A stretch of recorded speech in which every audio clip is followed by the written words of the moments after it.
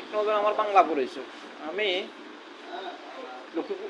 আমি 2008 সালে matric pass করছি, এসএসসি পাস করছি technical school and college Lakshmipur, এবং 2010 সাল পর্যন্ত দুবাই ছিলাম। তৎকালীন টাইমে আমার পড়ালেখা গ্যাপ দিই, তৎকালীন থেকে যে কোনো কাজে বা রুজির ইনকামের দান্দা গেলাম, গ্রামের ছেলে পড়াইতো না এই চিন্তাধারা আছে। পরে আবার 10 সালে আসি, 12 সালে technical school and college Lakshmipur, পরবর্তীতে লক্ষ্মীপুর সরকারি কলেজ থেকে ন্যাশনাল ইউনিভার্সিটির অধীনে অনার্স কমপ্লিট, হায়ার ম্যাথ, যার আগে বলে উচ্চতর গণিতের উপরে হায়ার ম্যাথ কমপ্লিট। নিয়ম অনুযায়ী আমার 18 সালে কমপ্লিট হওয়ার কথা ছিল, কিন্তু বাংলাদেশের রাজনীতি, বাংলাদেশের বর্তমান পরিস্থিতি, আমার ফাইনাল ইয়ার হয়েছে 20 সালে পরীক্ষা দিয়েছি, এবং 20 সালে দেওয়ার পর করোনার পর 2 বছর গ্যাপ, আটকা রাখছে সার্টিফিকেট। পরবর্তীতে এক সাবজেক্ট খরচ যাওয়ার পরে 1-2 সাবজেক্ট, পরবর্তীতে ন্যাশনাল ইউনিভার্সিটিতে আমরা 2022 সালে 23 সালের জানুয়ারি মাসে সম্ভবত পরীক্ষা দিলাম।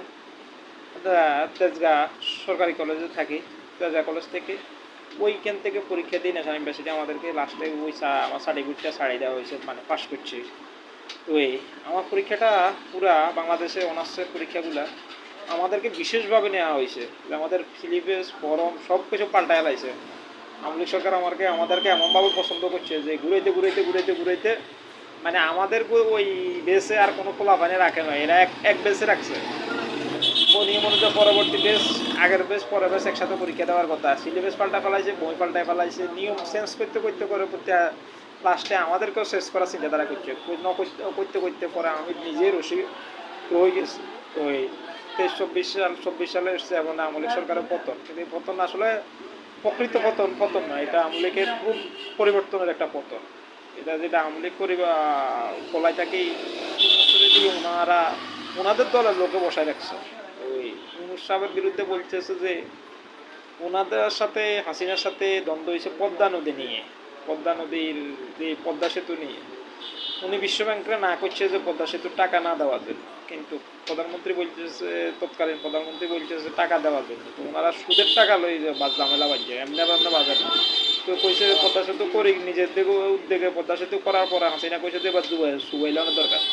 কিন্তু ব্যক্তিগতভাবে ওনারা কোনো এক, উনিও বাইরের রাষ্ট্রের থেকে সুদের টাকা আনছে, উনি বাইরে সুদের টাকা আনে সুদে মানুষের ভিতরে জর্জরিত করে রাখছে। প্রধানমন্ত্রীও পদ্মা সেতু বা বিভিন্ন রকমের টাকা বাইরে থেকে আনতে বাংলাদেশের টাকা 1 টাকা আগে বাইরের দুবাইয়ের টাকার আমি অকারেন্স বলতে পারি। দুবাইয়ের 1 টাকা বাংলাদেশে 18 টাকা দিত, এখন 36 টাকা। বাংলাদেশের রিমিটেন্সের হার বা সরকারি রিজার্ভ ফান্ডের হার যেটা কমছে, এই কারণে বলতেছি। নইলে রিজার্ভ ফান্ডে যত টাকা থাকতো তত টাকার মান অ্যাকুরেট আইতো। অনেক বিদেশি হালা খুশি হয়েছে আমাদের 1 টাকা এখন 40 টাকা দেয়। আসলে এদের মাথা তো ওটা নাই যে 1 টাকা যত কম দিতে তত রাষ্ট্রের উপকার।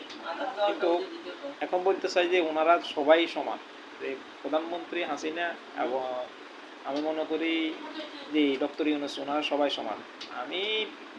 আমি অনার্স অবস্থা, ওনার পিএইচডি ওই স্ট্যান্ডার্ড থেকে আমি আরও ডাবল কষ্ট বা ডাবলভাবে রাষ্ট্র উপলব্ধি করতে পারছি। তো উনি কি বাল পালাইছে, সুদের টাকা এরকম 10 জনের সাপোর্ট দিলে 20 জনের টাকা দিই আমি সুদে লাগাইলাম, তারপর আস্তে আস্তে উঠতে একটা আমি নভেল লইলাম, এটা একটা ব্যাপার হয়েছে। তো এই জন্য আজকে রাখি, ডক্টর ইউনূস কোন শ্রেণীর লোক এটা সবাই বুঝি না।